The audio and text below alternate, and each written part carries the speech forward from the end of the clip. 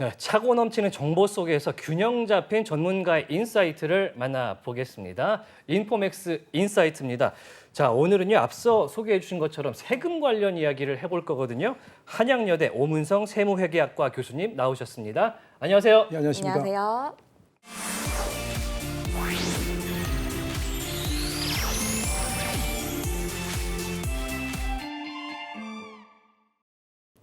네, 윤석열 정부가 가상자산 과세와 관련해서 선제도 정비 후에 과세를 하겠다, 이런 원칙을 대선 때부터 내세웠었죠.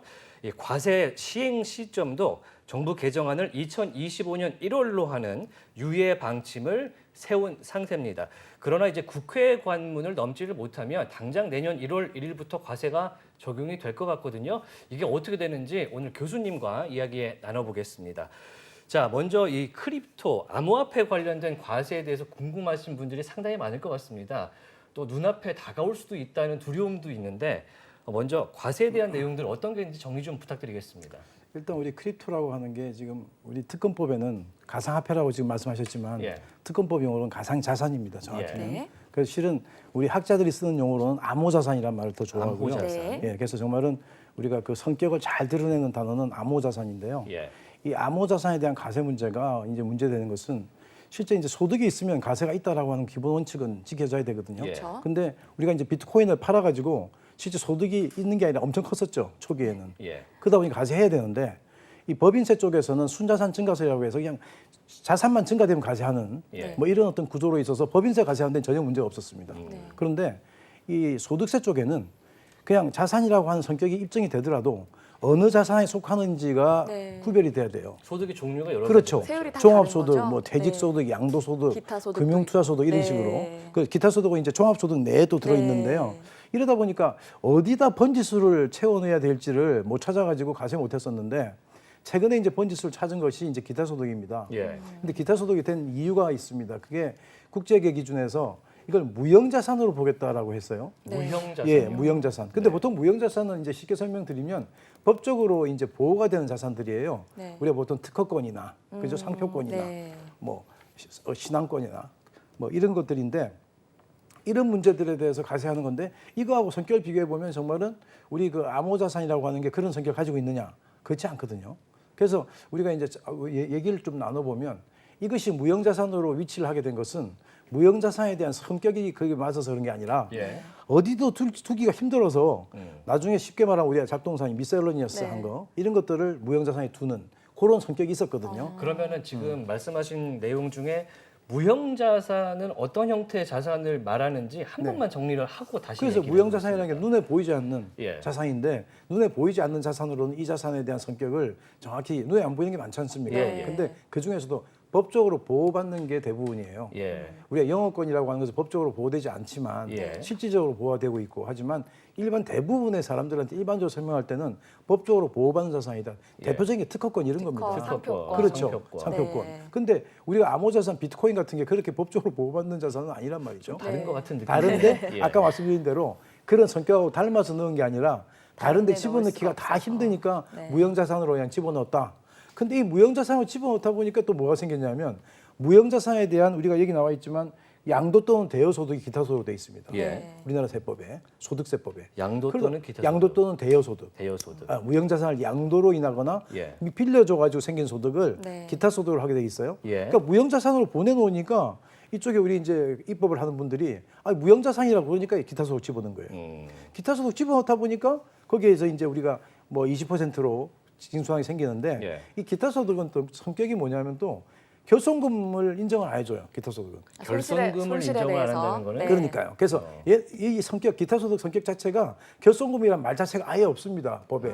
그렇기 때문에 공제를 할 수가 없어요. 그러다 보니까 자연스럽게 또 공제 안 하게 되는 이런 성격으로 가니까 업계에서는 아니 소득이 있으면 과세 있다면서 손실이 있으면 왜 안 빼주냐 이렇게 얘기도 하는 거죠. 예. 그리고 여기에 대해서 정말은 초기에는 굉장히 많은 어떤 이익이 났었잖아요. 근데 지금은 최근에 한 1년 정도는 정말은 먹은 사람이 정말 눈에 띄지 못할 정도로 현재 시장 상황이 안 좋단 말이죠. 수익률이 굉장히 안 좋죠. 그렇죠. 그러다 예. 보니까 이제 여기에 대해서 또 그리고 또 하나는 이 제도적인 문제입니다. 예. 현재 우리가 암호자산이라고 하는 것이 자산이라고 하는 성격 자체를 규명하거나 또는 여기에 대해서 이게 어떤 성격이라는 걸 규명한 것 자체도 현재 초기란 말이죠 지금.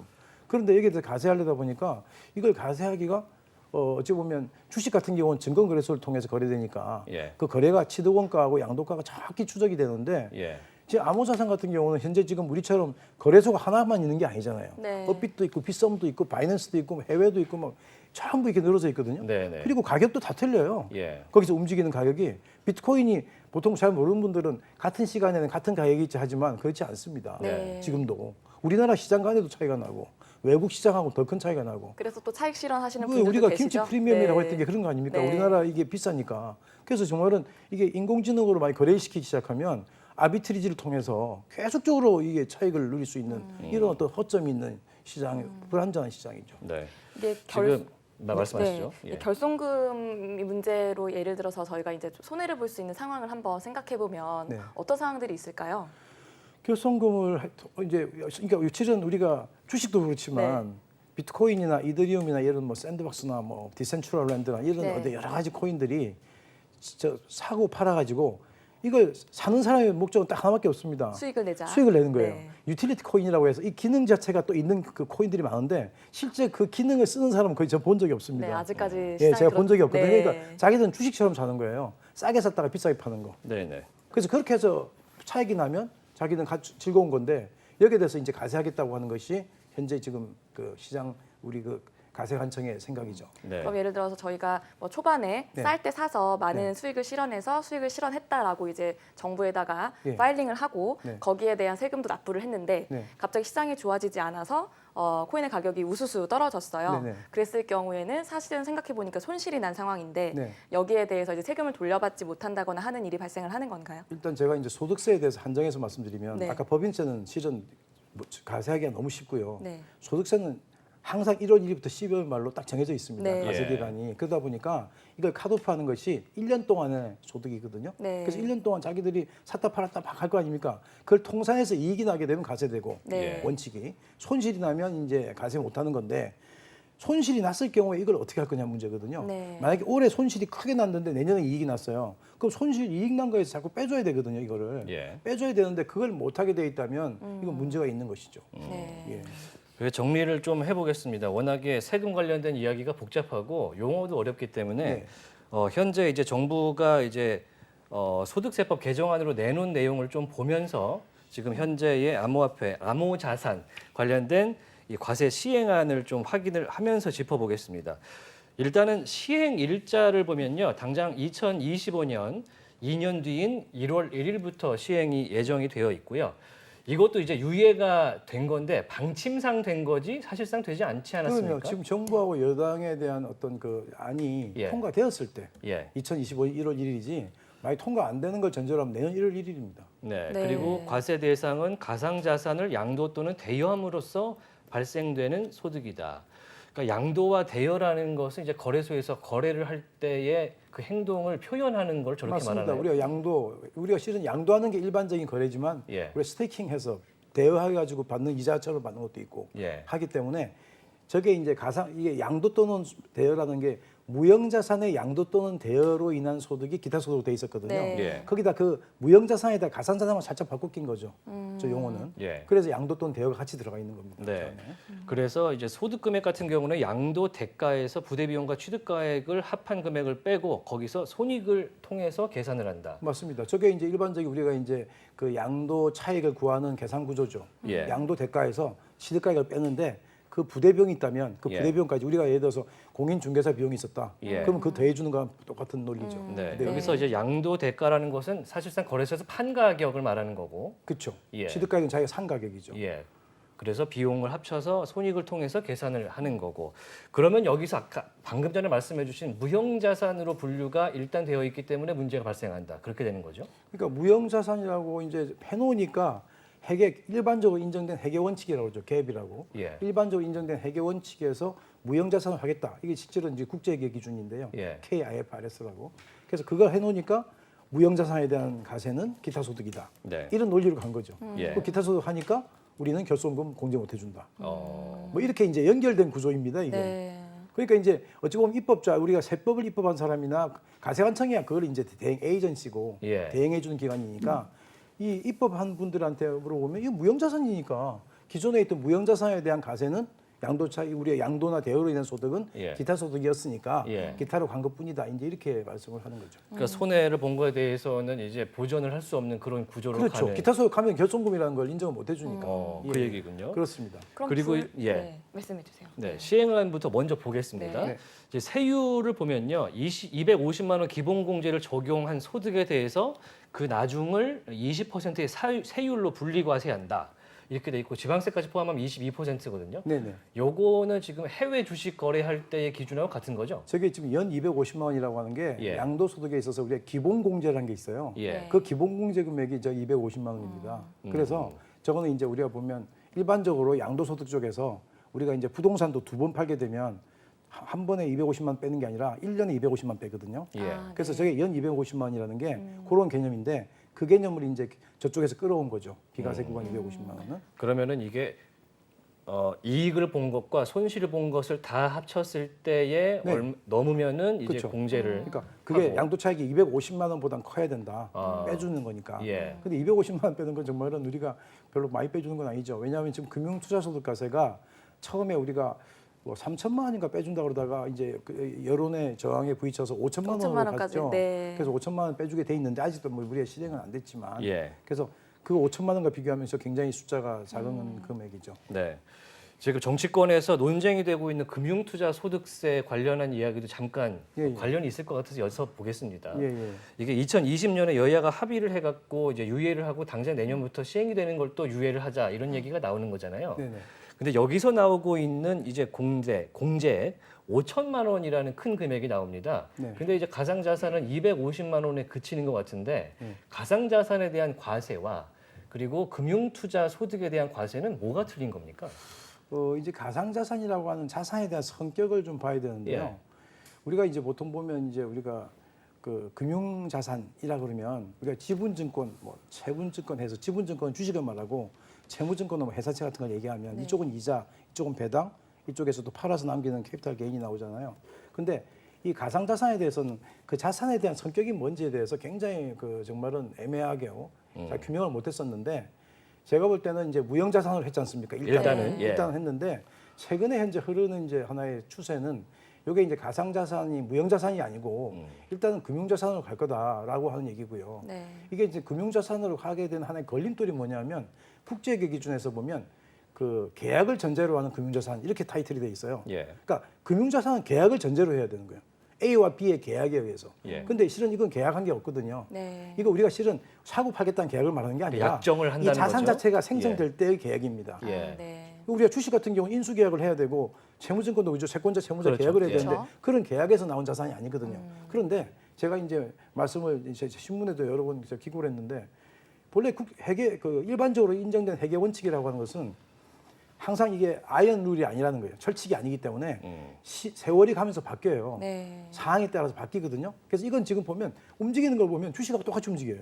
음. 다만 다른 것은 주식 같은 경우는 기초자산이 있다는 거고 얘는 없다는 건데 그리고 여기는 가치평가에 대한 기준이 현재 지금 나와 명확하게 있다는 되어 거고 있죠. 예. 한번적으로 연구가 돼 있다는 거고 이건 안 돼 있다는 거지만 움직이는 건 똑같이 움직이고 사람들은 똑같은 기대를 가지고 산단 말이에요. 거래 네. 방법도 거의 같죠. 그렇죠. 예. 그러니까 이건 장기적으로 갈 때 보면 이거는 금융자산을 할 수밖에 없고 지금 금융위원회나 금융감독원에서 현재 컨트롤하려고 하고 있거든요. 예. 그래서 그것도 보면 이 금융자산으로 성격을 보고 있는 것이다. 그래서 최근에 우리가 국제회계 기준도 조금 변화하는 추세가 있습니다. 네. 이거 금융자산으로 가야 될 것 같다는 얘기가 나오고 있어요.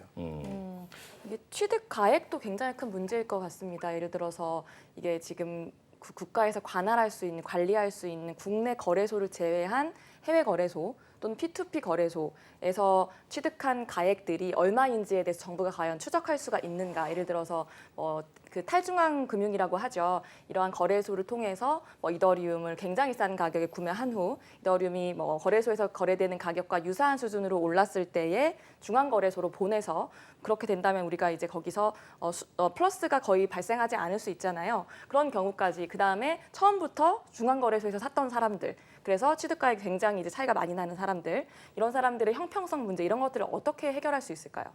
근데 이게 가상자산 과세가 상당히 힘든 이유가요. 아까도 말씀드렸지만 거래소 자체도 하나가 아니고 예. 네. 여러 개 N개 다수의 거래소가 그렇죠. 존재하고 있죠. 네.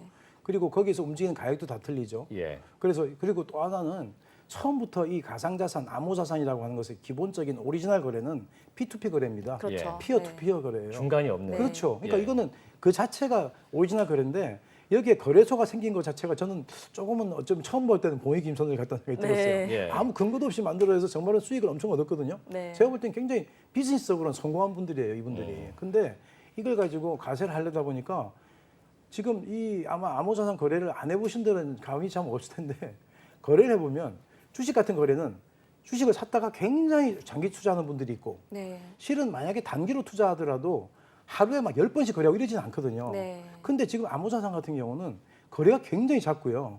그리고 보통 주식 거래는 시장가 거래를 안 합니다. 지정가 거래를 하지. 왜냐하면 사고 팔고가 눈에 보이기 때문에 요 위로 사거나 밑으로 때리거나 이런 식으로 사거든요. 네. 원하는 근데 가격에 하죠. 여기는 그렇게 예. 사지 못해요. 워낙 거래가 빨리 움직이기 때문에 시장가로 산다고요. 그래서 시장가로 산다는 얘기는 무조건 위로 쭉 때리거나 위로 쭉 올리거나 해서 산다고. 그러니까 굉장히 이 변동폭이 더 큰 거예요. 네. 그렇다면 그 얘기는 다를 거꾸로 말하면 여기에 대해 취득가액을 구하기가 더 힘들다는 얘기예요. 시장가로 때리기 때문에. 그래서 네. 여기에 대해서 아마 전산 시스템이나 이런 것이 백업이 안 되면 정말 굉장히 쉽지 않을 거다. 그러니까 이 거래에 대한 성격이나 그리고 또 P2P 거래로 옮겨갈 거예요, 대부분이. 네. 만약에 여기에 가세하기 그렇죠. 시작하면 과세가 시작되면. 저는 이제 그 얘기 많이 네. 했는데 여기에 지금 만약에 여기서 한번 100만 원이나 200만 원 가세되는 사람이야 뭐 그렇지 않을 수 있지만 여기서 만약에 내가 가세되면 한 5억 정도 가세된다 그러면 어떤 수를 써서라도 P2P 거래를 할 겁니다. 네. 네. 그리고 그게 시장 그런 수요가 있는 한 비즈니스 쪽에서는 공급할 거예요. 네. P2P 거래를 할 수 있게끔. 네. 그렇기 때문에 그런 거예요. 또 하나는 시장 자체가 우리 로컬 시장만 있는 게 아니에요.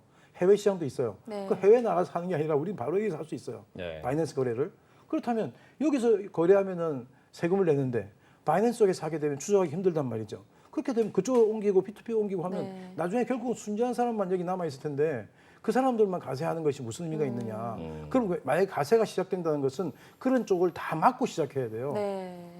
그게 가세 형평이잖아요. 네. 납세자들이 공평하게 대하는 게 네. 그쪽을 다 막아놓고 가세해야 되는데 이제 한 번씩은 보면 그거 시작은 이렇게 하더라도 다 막겠다는데 그렇게 하면 안 되고 막아놓고 가야지.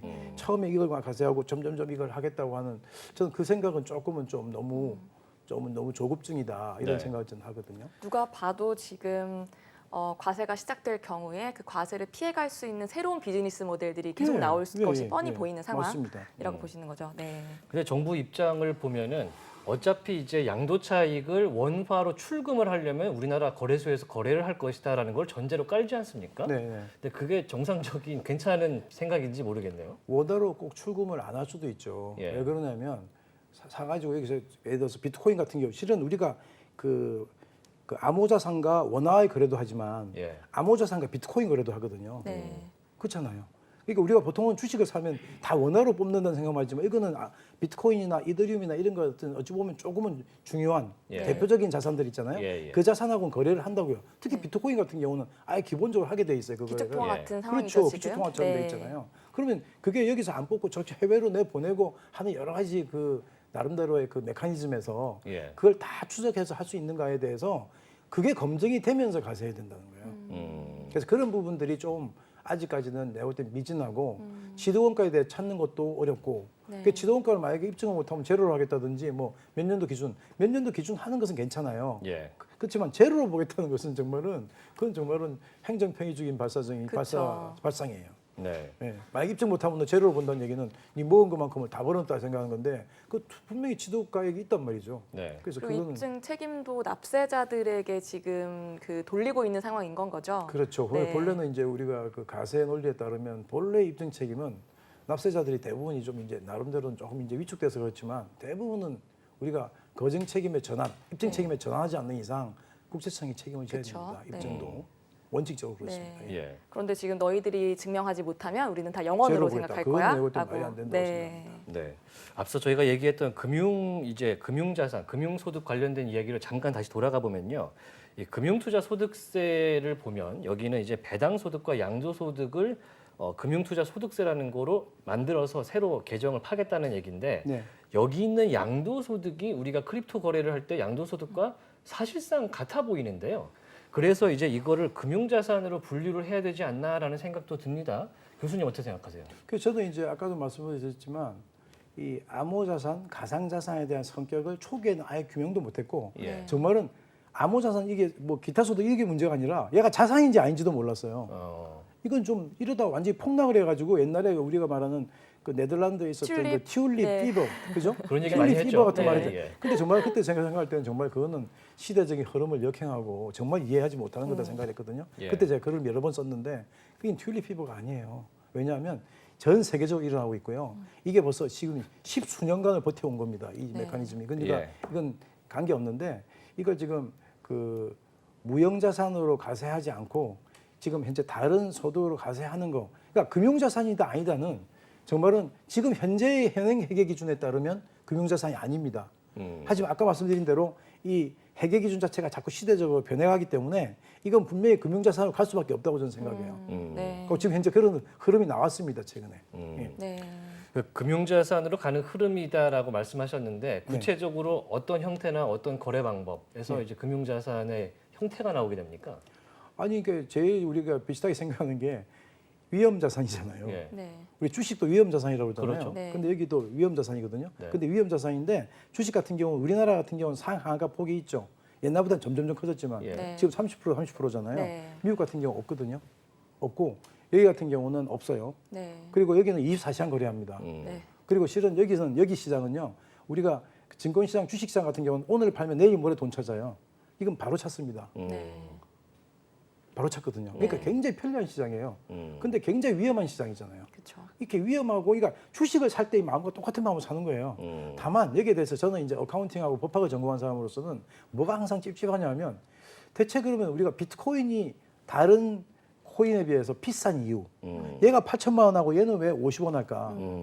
여기에 대한 어떤 나름대로의 어떤 학문적인 어떤 연구가 있어야 된다는 거예요. 네. 근데 분명히 생길 겁니다. 예. 제가 볼 때는 비트코인은 굉장히 그 수량 자체가 발행 수량이 제한적이고 제한돼 있거든요. 그래서 그 점점점 이제 반감기가 돼서 줄어들어요. 네. 근데 어떤 거는 계속 무궁무진하게 발행하는 것도 있고 어떤 건 유틸리티 토큰이라 해서 어떤 데 쓴다고 자꾸 표방하고 나오는 게 있어요. 예. 네. 예를 들어서 뭐 디센트럴랜드 이런 것들도 마찬가지예요. 이쪽에 부동산 관련이거든요. 네. 그래서 전부가 기능이 달라요. 읽어보면 백서를 네. 읽어보면 정말 기능들이 정말 거의 뭐 백인 백색이거든요. 천지만별이죠. 천차만별. 근데 예. 이거에 대해서 똑같이 이 성격을 규정하기가 힘들단 말이에요. 그렇죠. 근데 이거는 분명한 거는 위험 자산이고 주식을 투자할 때 똑같은 마음으로 하고 여기에 대해서 만약에 소득이 생긴다면 주식과 비슷한 정도의 가세를 해야 나름대로 납세자들이 수긍할 거다. 그렇게 저는 생각합니다.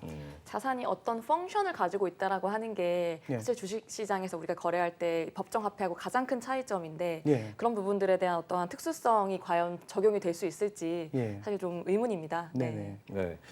그러면은 이제 정책적인 얘기를 해보겠습니다. 일단 정부가 이제 소득세법 개정안을 제출을 한 상태고 국회에 이게 지금 계류가 되는데 문제는 원래는 이 계류된 소득세법 개정안은 2025년 1월까지 미루는 걸로 돼 있었는데 저희는 모두 그렇게 알고 있었거든요. 이 가상자산 과세를. 그런데 그렇지도 않을 수도 있다라는 얘기가 나오고 있습니다. 시장이 수렁이고 있어요. 예, 지금 금투세까지 이야기가 나오는데 이 두 개를 패키지로 처리할 가능성이 있다.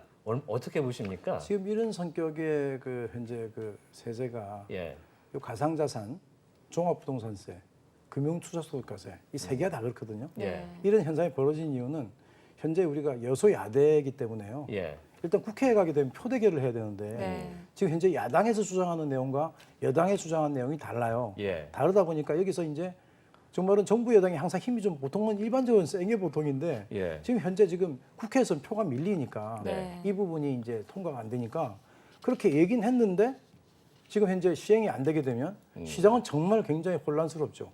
대부분 그렇게 될 거라고 생각해요. 종부세도 현재 마찬가지거든요. 네. 현재 종부세도 어느 정도 바뀌는 걸로 생각하고 있었는데 시행령 부분은 바뀌었습니다. 시행령은 대통령령이기 때문에 바꿀 수가 있는데 법에 들어가 있는 모법 부분에 들어가 있는 부분들은 현재 지금 국회에서 통과돼야 되잖아요. 예. 그게 안 바뀌니까 정말 요번에 조심해야 되는 게요. 지금 금융투자소득 과세가 지금 예를 들면 그 우리가 고액주주, 대주주 내년부터 이름이 바뀌는데 네. 호칭이 이 고액주주 대주주에 대해서 과세하는 게 10억 기준이었다가 100억으로 바꾼다고 했어요 지금. 네. 근데 만약에 통과가 안 되잖아요. 그러면 이 10억 기준을 할 거란 말이죠. 네. 어떤 사람은 100억인 줄 알고 12월 말에 자기가 예를 15억 들고 있으면 안 팔아요. 근데 만약에 이게 지금 통과 안 됐다고 그러면 이건 10억, 15억이면은 그 날짜 현재로 12월 30일 현재로는 대주주기 때문에 내년 말로는 고액주주 가세되거든요. 예. 그래서 이거 잘 보고 가셔야 돼요. 지금 TV 보고 계신 분들이 이 법이 바뀌는지 안 바뀌는지에 대해 잘 모르다 보면 예. 피해를 볼 수 있어요. 네. 지금 정쟁 속에서 이제 어떻게 되는지가 확실하게 안 나오고 있는 맞습니다. 상태잖아요. 예, 예. 그래서 우리가 좀 더 확실하게 알아봐야 될 것 같은데 가상자산 과세만 좀 그 시행안을 네. 확실히 보면은 2025년 1월 1일부터는 원래는 과세하기로 했었는데 이게 당장 내년부터 될 수도 있다. 그러면은 이게 과세에 해당하는 그 언제 거래를 했는지를 쳐다보는 게 몇 년도 거를 보게 된다는 겁니까? 그러니까 지금 보면 이 2025년 예, 1월 1일로 예정이 되면 예, 지금 그 우리 그거죠. 2025년 1월 1일 이후에 이제 파는 것들이죠. 이제 예. 네. 사고 파는 것들. 그러면은 만약에 이게 통과가 국회에서 안 되면 네. 올해 거는 상관이 없고 예. 내년 1월 1일부터 거래한 거에 시행이 대해서 되는 과세를 거니까. 하고 예. 세금을 내는 해는 2024년이 되나요? 그러니까 내년에 시행이 되면 2024년 5월이 되는 거죠. 예, 그럼 그때부터 2020 첫 세금을 내는. 23년 1월 1일부터 취득한 것에 대한 해당인가요? 그러니까 취득인데 네. 이제 취득인데 그게 취득한 게 문제가 아니라 팔 거 아닙니까? 네. 예. 팔아야 이제 이익이 실현이 네. 되니까 예. 그 이익이 실현되는 기준이죠 이제. 그럼 2022년 12월 31일까지 가지고 있던 거에 대해서는 예, 예. 팔으면- 세금을 내지 않는. 그러니까 지금 가지고 있는 게 아니라 네, 조금 네. 헷갈리는데. 지금 네. 들고 있잖아요. 네. 들고 있는데 들고 있는 걸 현재 안 팔고 그 들고 있을 거 아니에요. 네. 근데 2023년도부터 많이 시행이 된다는 전제하에서 예. 2023년도에 팔아요. 네. 팔면 이제 거기서 이익이 나올 거 아니에요. 예. 그럼 과세 당하죠. 그럼 취득일에 상관없이 예. 이제 판매를 하는 시점이 그렇죠. 내년부터 그러니까 그게 이제 적용된다. 취득 원가를 네. 어떻게 어디로 따라갈 거냐 하는 건데 네. 그 문제가 쉽지 않을 거라는 거예요. 어. 그럼 시장에서는 이제 2년 유예를 사실 목 내놓고 지금 기다려야 되는 상황이 맞겠군요. 당장 준비할 수 있는 기간이 없지 않습니까? 그 지금 뭐 제가 이제 듣기로는 업계에서는 그래도 2023년 1월 1일부터 시행이 된다 그래 놓으니까 예. 나름대로 준비는 하고 있은 것 같아요. 애초에. 준비는 네. 하고 있었는데 다만 최근에 좀 긴장이 풀렸죠 또. 유예된단 말이 계속 나오니까 그렇죠. 네. 야, 이거 좀 준비를 더 철저히 되는 거 아니야. 시험 공부할 때 그런 거 아니에요. 예. 열심히 하고 있다가 시험이 이제 미뤄진다 그러니까 야, 처음부터 다시 한번 열심히 보자 이러는데 그런 건 좀 긴장 풀린 그렇죠. 거거든요. 네. 그러니까 그런 상황이죠 지금. 네. 모의고사 본다고 계속 하다가 시험 공부하고 안 볼게 있는데 이랬는데 시험 안 볼게 하니 연기된다 그러니까 이제 좀 분위기가 풀렸는데 갑자기 또 내일 시험 본다 그러면 이건 정말 좀 혼란스러움이 또 투자자 가져오는 혼란이 거겠죠. 엄청 지금 가중되고 있는 맞습니다. 것 같습니다. 네, 업계에서도 지금 계속 주목하고 있는데 또 모 언론사에 이제 보도가 나온 게 기재부와 국세청에서 우리나라 원화 거래소와 코인마켓에 대해서 과세 시스템을 준비하고 제출을 해라라고 이제 요청을 한 게 나타났어요. 그럼 내년부터 과세를 할 거라는 걸로 관측이 되는데 어떻게 보세요? 아니 지금 국세청이나 이런 이제 그쪽에서는 이게 유예가 되는 것은 예. 아직까지 통과되지 않은 상황이고 아직까지 통과되지 않은 상황에서는 내년부터 되는 거니까 네. 예. 거기에 대해서 일단 준비는 해야 준비할 되겠죠. 수밖에 없는 거죠. 준비할 네. 수밖에 없는 거죠. 그렇다고 해서 그걸 준비를 하고 있다고 내년부터 꼭 이제 시행이 된다 이렇게 볼 수는 없는 거고 지금 분위기는 어떻게 이제 반전될지 모르겠습니다. 제가 볼 때는 어느 정도 타협이 되지 않을까 어떤 상황에서도. 그런데 이제 금투세 관련돼서 그게 앞에 나타나고 이제 사실은 조세위원회, 국회 조세소위원회에서 그 얘기를 했어야 되는데요. 11월 28일 날. 네. 안 하고 넘어갔단 말이에요. 이게 한 달밖에 안 남았는데 되겠습니까? 우리 대한민국은 굉장히 항상 빠르게도 진행될 땐 진행되기 때문에 네.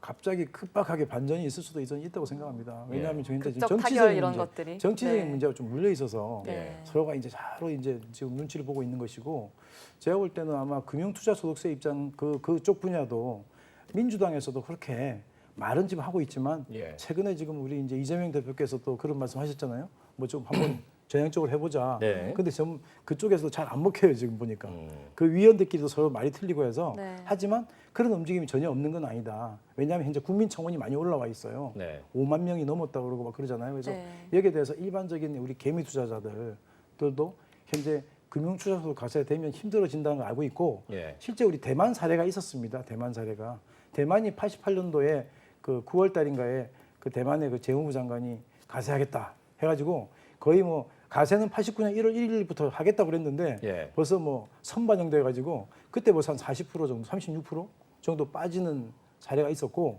그 다음에 실제 시행이 됐어요. 시행이 돼가지고 1년 동안 했는데 정말 이게 시장이 안 좋으니까 네. 그 90년 1월 1일부터 폐지해 버렸잖아요. 그거 다시. 그래서 이게 하더라도 타이밍이 굉장히 중요하다. 왜냐하면 저는 이렇게 생각합니다. 우리 그 정부가 금융투자소득 과세라는 게 종합소득, 퇴직소득, 양도소득이 있는 데다가 한 개 더 만든 거예요. 금융투자소득이라는 카테고리를. 예. 그래놓고 양도소득 쪽에 들어있던 걸 일로 옮겨온 거예요. 바꾼 거죠. 예, 이쪽으로 옮겨온 거거든요, 주소지를. 네. 옮겨와서 이걸 이제 따로 묶어서 하겠다고 한 건데 이 부분이 가세 지금까지 잘 안 해왔던 거. 상장법인의 소액주주 아예 안 해왔단 말이에요. 네. 대주주는 해왔지만. 근데 상장법인의 소액주주가 대부분이에요, 사람들이. 예. 그리고 그 굉장히 그 대주주에 대한 기준도 굉장히 컸거든요. 100억 이럴 때는 솔직히 주식을 100억 들고 있는 사람이 보통 사람 아니잖아요. 그러니까 가세 안 했던 거죠. 근데 가세 안 했던 이유가 첫 번째는 자본시장 육성이라고 하는 명분이 있었습니다, 예전에. 네. 근데 그 명분 밑에는 뭐가 있었냐면 정말은 이거 엄두가 잘 안 나는 거예요. 왜냐하면 주식이라는 게 제가 여러 번 얘기했지만 이게 제로섬 게임이 아니다 이거예요. 네. 장이 나빠지면 다 같이 피해 보는 거예요. 장이 좋아지면 다 같이 이익 보고. 예. 이런 상황이 돼. 장이 나빠지게 되면 전부 손실 보는 거예요. 그럼 그 사람들이 만약에 전부 신고를 들어온다. 결손금 많이 난다. 그럼 자기들이 엄두가 안 나죠. 그러니까 세수에 대한 예측이 굉장히 힘듭니다. 네. 그래서 증권거래소라고 하는 것은 어찌 보면 지금까지 자산 양도 차익에 대한 가세를 미뤄왔던 거에 대한 대체적인 세목이었어요. 네. 증권거래소는. 왜냐하면 거기는 이익이 나든 손실이 나든 계속 가세할 수 있잖아요. 매도자한테. 그런데 지금 이제 주식 양도 차익 가세를 본격적으로 하려다 보니까 그러면 이제 증권거래소 없애야 되는 거 아니냐. 이 말이 당연히 나오고. 네. 그 증권거래소를 없애려다 보니까 정말은 속마음은 굉장히 지금 불안한 거예요. 증권거래소는 확실한 세금이거든요. 손실이 나든 이익이 나든 걷어가잖아요. 그렇죠. 근데 이건 손실이 나면 나중에 손실 빼달라고 그럴 거고 하여튼 말이 많은데 확실한 걸 양보하면서 불확실한 걸 들고 오는 건데 이 부분에 대해서 자기들이 확실히 잘 안 써요 지금. 그래서 요걸 지금 조금 줄이고 요걸 늘리고 이런 식으로 이제 가는 건데 가봐야 하는 거죠. 근데 주식은 정말은 위험 자산이라고 하는 말이 의미하듯이 정말 여기에 대한 이익에 대해서도 여기에 대한 세수에 대해서도 예측하는 것이 다른 자산에 대한 소득보다는 훨씬 더 그 베리에이션이 크다. 이 변동폭이. 크립토는 더 클 수밖에 없잖아요. 더 크죠. 네, 크립토는 심지어 국경도 없기 때문에 맞습니다. 정부의 목적은 세금을 걷는 것일 텐데 네. 이 어정쩡하게 이걸 시행했을 경우에 네. 굉장히 많은 자금들이 오히려 해외로 도피할 가능성이 그럼요. 높아지고 예. 그럼 결국에는 세금을 걷지 못하는 상황이 발생할 못하면서 괜히 수밖에 이제 네. 장만 쑤셔놓는 거죠. 원성만 듣게 되고 이제 그렇죠. 이런 상황이 발생할 수 있을 건데 이런 거를 예측하지 못하진 않을 것 같은데요. 여기에 대해서는 좀 어떤 예측하지는 의견들이신지. 못한 건 네. 아니지만 자기들이 이제 아까도 말씀드렸지만 이 소득이 있으면 가세를 해야 되겠다는 생각을 항상 그 네. 입법자나 당연한 네. 거긴 한데. 당연하죠. 네. 예. 근데 그 뒤에는 항상 손실이 있으면 가세가 없다는 말도 네. 같이 해줘야 되는데 예. 이게 실은 세법이 좀 놀부이식 계산 방법이거든요. 있는 네. 건 걷어가고 까진 건 이거 알아서 해라. 뭐 이런 아니 그 지금까지 우리나라 세법만 아니라 다른 세법도 그런데 우리나라가 조금 더 심한 것 같습니다. 왜냐하면 법인세에 대해서 2월 교통금도 우리가 공제 캐리 포워드라서 네. 앞으로 빼주는 거 있잖아요. 그걸 예. 5년 했다가 10년 했다가 지금 15년까지 왔어요. 네. 근데 미국 같은 경우는 40년까지 빼주고 막 이렇게 해준단 말이죠. 네. 그리고 이 금융투자소득 과세 같은 경우도 미국, 영국, 독일인가 전부 다 빼줍니다. 계속. 그러니까 그게 어찌 보면 논리가 맞는 거거든요. 근데 우리는 5년 빼준다고 그랬지 않습니까? 하더라도 5년 빼주면 5년 지나면 없어지는 거 이제 없어져 버리는 거예요. 그다음에 이익 나는 것도 과세하고. 그러니까 이게 지금 사람들이 세금을 내더라도 승복이 안 되는 거예요. 내가 이익 볼 때는 왜 세금 걷어가면서 손실 난 건 안 빼주냐? 이렇게 지금 생각을 할 수 있단 말이죠. 그래서 반발이 있군요. 그렇죠. 그게 이제 저항으로 나올 수 있는 거죠. 네. 공교롭게도 지금 저희가 이제 금투세도 동시에 얘기를 하고 있는데 예. 금투세의 시행 유예 시점과 가상자산의 시행 유예 시점이 동일합니다. 그러다 보니까 이제 두 가지를 동시에 얘기를 하고 있는데 근데 두 개 지금 유예하는 이유가 실은 뭐 둘 다가 시장이 안 좋고 지금은 시장 자체가 다 안 좋아요. 예. 네. 크립토 시장도 안 좋고 주식 시장도 안 좋고 부동산 시장도 안 좋고. 근데 정말은 이 크립토 시장에는 하나 더 추가적인 이유가 있는 게 준비가 좀 덜 됐다 하는 게 추가적인 네. 이유입니다. 주식 같은 경우는 뭐 준비야 뭐 오랜 기간 동안 시스템이 주식 거래를 있으니까요. 시스템이 있는데 예. 이 크립토 시장은 정말은 아직까지도 그 부분에 대해서 준비가 잘 돼 있는지에 대해서 한번 점검해야 된다는 네. 그 생각이 드는 거죠. 네, 이게 기술에 대한 준비들이 많이 필요할 것 같아요. 예를 들어서 말씀하신 것처럼 온 곳의 거래소의 가격이 다 다르고 또 이 중앙 거래소와 그 탈중앙 거래소의 가격이 다 다르고 네. 전 세계의 가격 다르고 다르죠. 어떻게 이 취득가 계산할 것부터 시작해서 이런 것들이 기술적으로 사실은 좀 팔로잉이 돼야 될 것 쉽게 같은데. 말하면 모네로가 네. 한국에서는 상장 폐지됐지만 네. 바이낸스에서 거래됩니다. 네. 그것이 잘 오르고 있거든요. 오르기도 하고 내리기도 하고 모네로가 암호화가 제일 그 암호화 정도가 높은 자산으로 네. 네. 뭐 예전에 뭐 테러리스트 들고 있었다 그러고 네. N번방에 썼잖아요. 네. 예. 우리나라에서 폐지된 이유는 N번방에 썼기 때문에 폐지됐어요. 문제되는 네. 코인이죠. 제가 볼 땐 그거 정말 좀 웃긴다고 생각합니다. 네. 네. N번방에 썼다고 왜 폐지시킵니까 그걸? 저는 그거 이해 못해요. N번방에 썼던 것이 문제인 건 거지. N번방에서 그 자체에 모네로 대한. 거래했단 말이죠. 네. 그 친구들이. 그래 보니까 이걸 가지고 그거 거기 썼으니까 우린 폐지야. 근데 제가 볼 때는 그 폐지하는 근데 모네로가 이제 그런 건 있었습니다. 왜 해외 시장에서도 암호화 정도가 높으니까 네. 이걸 지금 추적하기 힘들다. 쉽게 말하면 암호화가 트위스팅이 된다 그래요. 네. 그래서 정말은 여기서 일로 가는 게 보통은 이게 돈은 이게 트위스팅이 한 번 된다 그러면 얘는 몇 번을 돌려서 간다고 하더라고요. 전문가들 물어보니까. 블록체인에서. 그렇죠. 네. 그러니까 이게 자기들이 추적하기 힘드니까 그냥 좀 우리나라 같은 경우는 폐지돼 버렸고 다른 데서도 좀 폐지하려는 움직임이 있었다는 건 제가 알고 있습니다. 하지만 네. 우리나라는 폐지해 버렸죠. 사실 이게 암호화폐 성격상 암호 기술이라든지 탈중앙 기술 같은 것들이 적용이 잘 될수록 고도화된 거라고 볼 수도 있을 것 같은데 네. 정부 입장에서는 산업을 진흥을 해야 함에 동시에 또 그러한 기술력이 높은 토큰이나 코인들에 대해서는 또 그런 그 이중적인 잣대를 들이밀 수밖에 그러니까 없는. 초기에 네. 그런 논의가 있었잖아요. 이게 암호 자산을 죽이는 것이 블록체인 기술을 죽이는 거다. 이다 아니다 했는데 네. 제가 볼 때는 결론은 실은 블록체인 기술 발전하는데 많이 기여했습니다. 암호 자산이. 네. 암호 자산을 하면서 블록체인 기술이 많이 어드밴스드 산업이 됐기 융성을 때문에 했죠. 네. 그래서 그건 부인할 수 없는 것 같아요. 그래서 그래서 이걸 너무 이게 위축을 시키면 이쪽이 이제 좀 위축 같이 되는 거죠. 네. 그 사실 이제 암호화폐라든지 블록체인 기술 뭐 개발하시는 분들도 상당히 많은데 이 기술의 입장은 탈중앙화가 기본인데요. 그렇죠. 그런데 이제 과세라는 거는 세금과 관련된 거기 때문에 가장 궁극적인 중앙화된 울타리가 아닌가 생각되기도 합니다. 그러니까 정말은 가세하는 것과 이 디센트럴라이즈드 된 거랑은 조금 이제 거리가 먼 거죠. 예. 네. 가세를 하기 위해서는 집중이 돼야 됩니다. 예. 그래서 우리가 이제 거래소가 있던 게 가세하기는 너무 좋은 거죠. 우리가 업빗이 있고 빗썸이 있기 때문에 가세하는 거지. P2P 거래를 하게 되면 정말은 찾기 힘든데 P2P 거래가. 네. 근데 전자지갑만 있으면 되거든요. P2P 거래라는 게. 예. 그 전자지갑을 만드는 지금 그런 비즈니스가 있단 말이죠. 네. 그 지금도 P2P 거래하는 분들이 있을 거예요. 네. 있거든요. 그래서 예, 예. 지금 아까도 말씀드렸지만 이쪽 시장에서 너무 많은 세금을 맞게 됐다. 어떻게든 빠져나간다. 그렇죠. 그렇지 않습니까? 그게 합리적인 경제인의 활동이 그 어떤 행동이죠. 네. 5억을 만든 이쪽으로 하면 하나도 안 된다 그러면 이쪽으로 넘어가는 거죠. 그러면 이게 전 세계적으로 좀 그 초국가적, 초정부적 단일 어떠한 기준을 마련하자 이런 움직임들은 혹시 없나요? 그런 움직임이 이제 생기고 분명히 생길 것 같은데요. 네. 근데 쉽지 않다 이게. 네. 예. 지금 우리가 뭐 우리만 하더라도 업빗이 있고 빗썸이 있고 뭐가 있고 우리 36개라더라고요. 네. 주요 시장에 뭐 6개가 되고 네. 다 합치면 30 몇 개를 하더라고요. 근데 그 시장들을 그 시장에서 움직이는 가격도 다 틀리고 한데, 그러니까 제가 볼 때는 이 부분에 대해서는 이게 하나의 어떤 이 자산의 성격이다.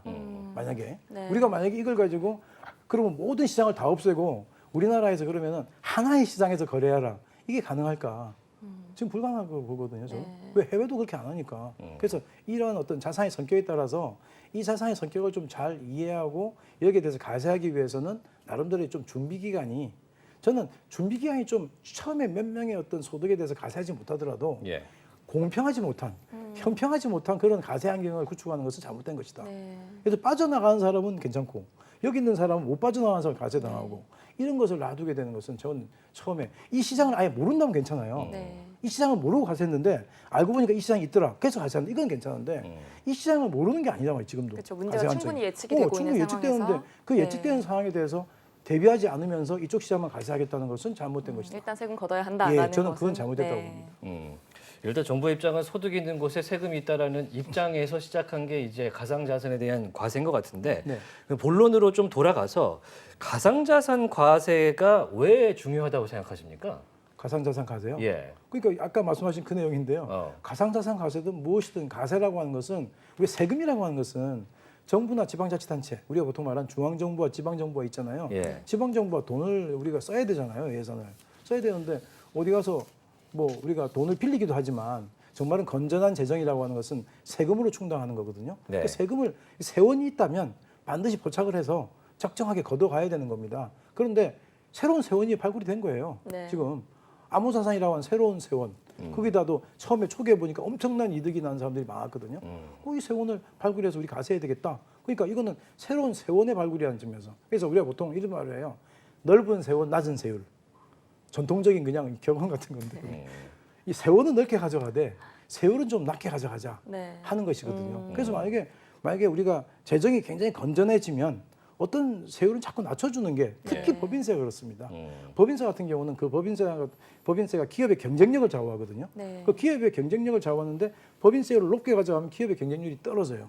그렇다면 이쪽에서 활동을 하다가 정말은 여기서 법인이 뭐 세금 올려가지고 매출도 줄고 이익도 줄어든다면 그건 우리가 바라는 게 아니란 말이죠. 이탈을 하겠죠, 오히려. 그렇죠. 네. 그래서 이게 우리가 이 세금이라고 이 법인세라고 하는 게 전 국가가 똑같은 세금을 매기는 것도 아니고, 네. 그죠? 서로가 이제 세율 차이도 나고 여러 가지. 최근에 와서는 미국이 주도해가지고 좀 맞춰보자. 네, 맞습니다. 근데 그거는 제가 볼 네. 땐 좀 웃긴 얘기다. 그리고 미국이 하긴 하지만 예. 세금에 있어서 왜냐하면 세금이라고 하는 것은 각 나라의 상황에 맞게 매기는 거지. 그걸 서로가 이게 표준 글로벌라이즈 한다는 것 자체가 별로 의미가 없어요. 기업들이 너무 많이 근데 빠져나가고 이제 다만 있어서. 이제 지금 말하는 우리가 뭡니까 우리 우리 IT 기업들, 예. 네. 공룡 기업들, 네. 이 기업들이 서브를 아무데나 둠에 따라서 실제로는 세금을 어디 되는 거 자기 마음대로 자의적으로 결정해가지고 예. 세율이 낮은 쪽으로 옮기는 거 네. 이런 쪽에서는 어느 정도 규제가 이루어져야 되겠지만 그렇지 않고 와서 그냥 법인세 세율 자체를 우리가 글로벌 미니멈 텍스라고 하는 것을 그죠? 최근에 얘기가 나왔던 거 아닙니까? 네. 미국이 우리가 이 정도 하니까 얘들도 뭐 이 정도 해라 하는 거는 정말은 그 이제 미국이 워낙 힘이 세다 보니까 따라가긴 따라가지만 그런 것이 바람직한 현상은 아니다고 저는 생각합니다. 네. 이제 세금이 울타리 안에서 규제 장치로 작용할 수도 있지만 그게 시장을 죽이는 일이 되면 또 안 될 텐데요. 그렇죠. 예, 현실적인 얘기를 좀 해보겠습니다. 만약에 이 가상자산 과세가 2년 유예가 확정이 되지 않으면 국회에서 네. 당장 내년 1월 1일부터 이제 거래한 것에 대해서는 2024년에 돈을 내야 되는데 세금을 네, 내야 네, 되는데 그 취득 원가의 기준이 지금 문제가 되고 있습니다. 네. 크립토 거래하시는 분들 사이에서는 야 이거 지금 하락장인데 내가 예전에 샀던 거는 굉장히 높은 가격인데 이러다가는 한번 팔았을 때 큰 세금을 얻어맞을 수 손실을 있겠다라는 입겠다. 예, 네. 얘기가 나오고 있습니다. 12월 30일이 종가로 원칙적으로 일괄 적용한다는데 이게 맞는 말입니까? 그러니까 그것도 이제 어찌 보면 조금 편의적인 거죠. 왜냐하면 우리 옛날 부동산 같은 경우도 예전에 이제 아주 오래전에 취득한 부동산 같은 경우 있잖아요. 네. 그걸 만약에 취득원가가 추적이 안 되면 어느 날 1월 1일, 어느 해 1월 1일 기준으로 뭐 이렇게 하는 그런 규정들이 있었습니다. 예. 예전에도. 그러니까 이것도 현재 보면 정말은 이 취득원가를 찾기가 쉽지 않으면 그날 현재로 해준다고 하는 것은 실제로는 그거는 이제 뭐 나쁜 의미는 아니죠. 납세자에 대한 편의를 제공하는 겁니다. 예. 이게 뭐 근데 그게 높아졌을 때는 실은 괜찮은데 네. 낮았었잖아요 지금. 네. 지금 더 내려가고 그렇죠. 있습니다. 지금 아주 낮은 그게 상태죠. 만약 굉장히 네. 높아졌을 때는 이게 굉장히 좋은 거죠. 네. 그 날짜 현재를 취득원가로 해준다는 게. 근데 지금 무지하게 낮아졌기 네. 때문에 만약에 낮아진 게 만약에 불리하면 자기는 또 입증해야 되는 거죠. 그죠? 자기가 산 가격은 100이었는데 현재 지금 시가는 20이에요. 그럼 그 날짜 입증 못하면 그 날짜 현재의 시가를 보겠다 그러면 예. 낮아진 가격 상태에서 시작하기 때문에 이 부분은 만약에 뭐 어떤 뭐 사람도 내가 예를 들어서 100원에 샀는데 20원이라고 하는 거로 취득원가 된다는 건 차익이 더 많이 난다는 거 아닙니까? 그렇죠. 그러면 이게 입증하려고 난리치겠죠. 근데 입증하는 게 저는 실은 거래를 해본 사람도 어떻게 입증하는지 잘 모를 거예요. 왜냐면 매번 그 시장 가격으로 샀다 팔았다 해봤는데 그것도 자주 그래가지고 매번 어떻게 그걸 기록을 남기고 기록을 남긴 사람은 없고 가가지고 예. 결국은 그 기록을 거래소 업빛이나 빗성 같은 거래소 시장에 가서 그거를 좀 이제 자료를 받아와야 되는 상황이거든요. 예. 근데 그게 잘 돼 있는지 그 부분도 제가 잘 실은 뭐 어느 정도 돼 있긴 돼 있을 것 같긴 해요. 네. 근데 하여튼 쉽지 않을 것 같아요. 네, 이게 거래소들로 굉장히 많은 어떠한 요구들이 빗발칠 것 같습니다. 네, 맞습니다. 그런 것들이 거래소가 준비되어 있을지 사실 의구심이 좀 드네요. 업무 로드가 네. 많이 걸릴 것 같아요. 네. 네. 지금 나오는 내용을 보면 취득가액 기준을 제시하지 못하면 취득 원가를 0원으로 할 수도 네. 있고 12월 31일 종가를 일괄 적용할 수도 있다는데 이럴 경우에는 상당히 세금을 많이 걷어들일 수 있다는 생각도 듭니다. 상당히 좀 지금 불안한. 둘 다가 예. 현재 그 납세자 쪽에서 불리한 상황이죠. 왜 네. 그러냐면 영원으로 한다는 건 당연히 이해 가실 거고 네. 예. 현재 그 날짜 현재 2022년 12월 30일 현재 시가로 하겠다. 지금 점점 낮아진 상태거든요. 그러니까요. 자기가 산 가격보다 손실 본 상태라는 건 낮아졌다는 거 아니에요. 네. 그럼 여기서 이제 이게 취득가격이 된다는 얘기는 아주 낮은 가격이 시작해서 차익이 나면 엄청 많이 나겠죠. 그러니까 그렇죠. 결국은 입증할 네, 수밖에 없는데 둘다 지금 그러니까 정말 문제가. 입증해야 되는 납세자 입장에서는 참 고통스러운 일이죠. 그럼 입증 얘기를 해보겠습니다. 입증하는 방법이 제일 중요할 것 같은데요. 내가 얼마에 샀고 어떻게 팔았는지를 네. 입증하는 방법은 어떤 게 있습니까? 입증하는 방법이 뭐 별게 있는 게 아니라 자기가 산 거래소에 가서 예. 내가 샀던 거 샀고 팔고 있잖아요. 예. 산 판 그 기록을 받아서 데이터를 다 받아야겠네요. 자기가 이제 뭐 네. 엑셀로 정리를 하든 네. 그 정말은 여기는 안 해보셨겠지만 일반적으로 주식 양도차익 과세 같은 경우도 지금까지 있는 대주주 과세 있잖아요. 예. 네. 저는 이제 몇 번 이제 신고를 해봤는데 다른 분들 거 네. 굉장히 복잡해요. 그것도 파이포라고 해서 앞에 있는 거 먼저 들어온 거 먼저 산 거를 먼저 판다는 조건으로 선입 선출로. 수입 선출로 예. 하는 그걸 택하는데 생각보다 쉽지 않습니다. 예.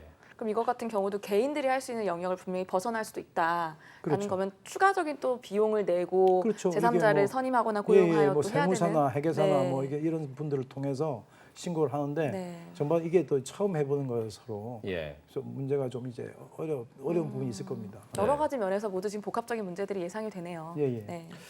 일단은 가상자산의 이제 과세가 이제 다가오고 있는 것은 맞는 것 같습니다. 네.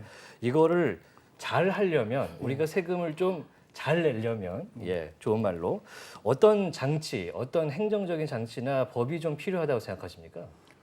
저는 이제 가상자산 거래하는 분들이 아마 잘 못 느끼는지 모르겠지만 예. 우리가 주식 거래하고 비교해 보면 정말 허점이 많은 거래가 가상자산 거래거든요. 주식 같은 경우는 공시라고 하는 절차가 굉장히 엄격하게 돼 있어요. 예. 네. 공시해야 될 그 어떤 항목에 대해서 공시를 안 한다. 거래 정지당합니다, 하루. 네. 하루 거래 정지당하면 보통 사람들은 이거 부도났나 이런 생각을 할 정도로 겁이 난다고요. 예. 가격에 영향을 미치겠죠. 예, 근데 네. 지금 이 우리 그 거래에서 우리 암호자산 같은 경우는 정말 이게 어떻게 움직이는지 몰라요.